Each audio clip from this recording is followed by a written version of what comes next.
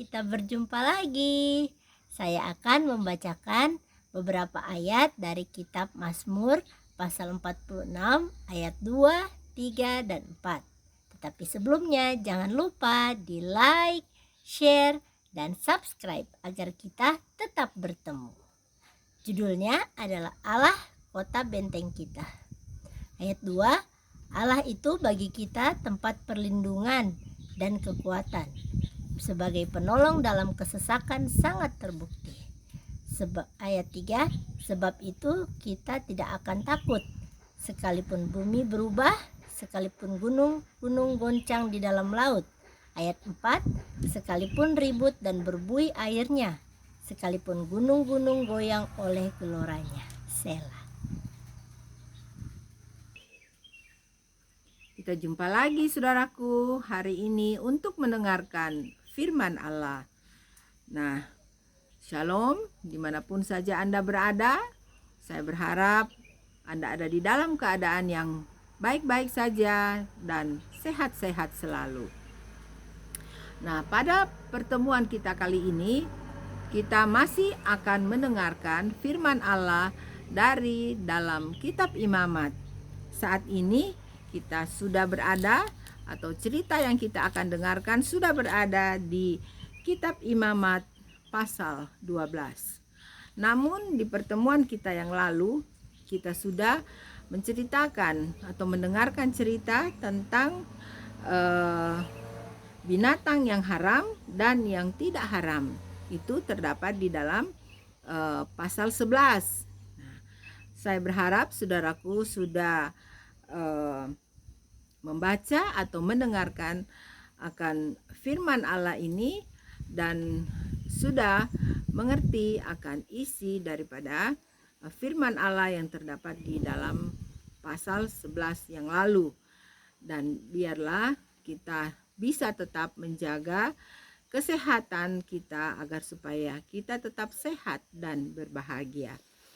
Nah saudaraku, mari kita lanjutkan cerita kita di pasal 12 dari kitab Imamat ini. Judulnya adalah pentahiran sesudah melahirkan anak. Nah, jadi di sini diceritakan nanti bagaimana seorang ibu apabila atau bagaimana seorang ibu akan melakukan akan dirinya setelah dia sudah selesai melahirkan anaknya.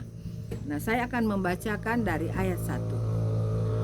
Tuhan berfirman kepada Musa demikian, katakanlah kepada orang Israel, apabila seorang perempuan bersalin dan melahirkan anak laki-laki, maka najislah ia selama 7 hari. Nah, jadi apabila seorang ibu atau seorang wanita sehabis melahirkan dan anaknya adalah anak laki-laki, dikatakan ibu ini akan menjadi najis selama 7 hari. Nah, kemudian sama seperti pada hari ia bercemar kain, ia najis. Nah, jadi sama halnya pada saat dia datang bulan, ya. Dia najis katanya selama 7 hari. Dan pada hari yang ke-8 haruslah dikerat daging kulit katan anak itu.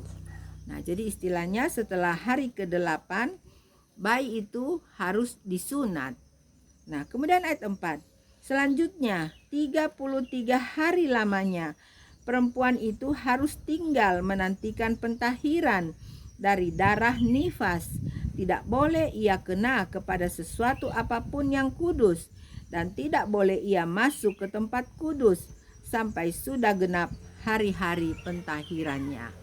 Nah, jadi ibu ini akan menjadi tidak kudus, ya, dikatakan di sini menjadi najis selama 33 hari, ya, atau 1 bulan, ya.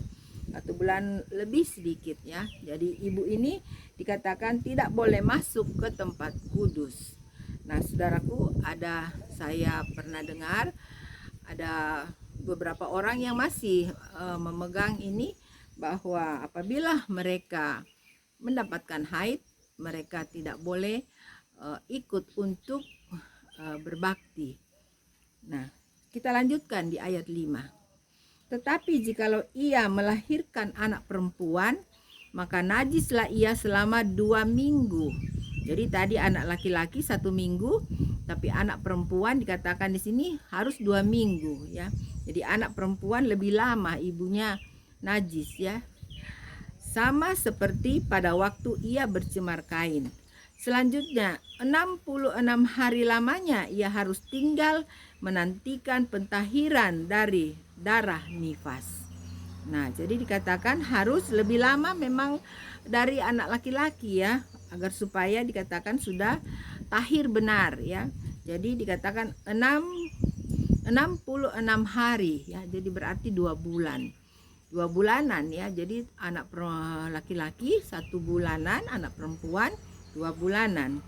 Nah selanjutnya, bila sudah genap hari-hari pentahirannya, maka untuk anak laki-laki atau anak perempuan haruslah dibawanya seekor domba berumur setahun sebagai korban bakaran. Nah jadi kalau ibunya sudah selesai dengan hari-hari pentahirannya, maka ibu ini harus membawa seekor domba berumur setahun sebagai korban bakaran dan seekor anak burung merpati atau burung tekukur sebagai korban penghapus dosa ke pintu kemah pertemuan dengan menyerahkannya kepada imam. Jadi dia harus membawa korban kepada imam ya. Kemudian ayat 7, imam itu harus mempersembahkannya ke hadapan Tuhan dan mengadakan pendamaian bagi perempuan itu. Demikianlah perempuan itu ditahirkan dari lelehan darahnya. Itulah hukum tentang perempuan yang melahirkan anak laki-laki atau anak perempuan. Nah, jadi inilah yang dikatakan oleh Tuhan Allah kepada Musa dan yang harus dilakukan oleh setiap ibu daripada bangsa Israel. Nah, selanjutnya ayat 8.